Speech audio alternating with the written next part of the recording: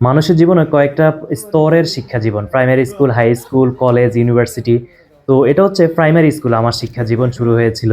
এটা হচ্ছে পূর্ব তরপুরচন্ডী সরকারি প্রাথমিক বিদ্যালয়, সেনেদিঘিরপাড়, চাঁদপুর সদর, চাঁদপুর।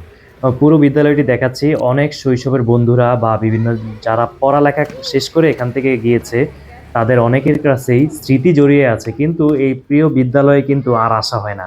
হয়তো অনেকে দেশের বাহিরে অথবা বিভিন্ন কাজকর্মে ব্যস্ত। এই ভবনটি আগে ছিল যখন আমরা ছিলাম।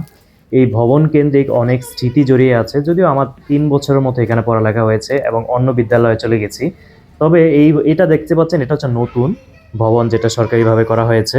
এবং এই অংশটি হচ্ছে বাচ্চাদের খেলাধুলার জন্য বেশ কিছু ইনস্ট্রুমেন্ট এখানে সেটআপ করা হয়েছে। এই জায়গাটিতে একটি পুরাতন টিনের ঘর ছিল যেটাতে আমরা ক্রিকেট খেলতাম বা বিভিন্ন খেলাধুলা করতাম।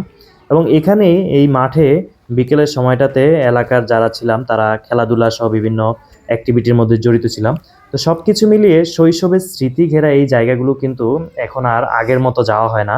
আপনার শৈশবের পাঠশালায় আপনার কোনো স্মৃতি বিজড়িত কিছু থাকলে অবশ্যই কমেন্ট করে শেয়ার করতে পারেন। ভিডিওটি বেশি বেশি শেয়ার করতে পারেন।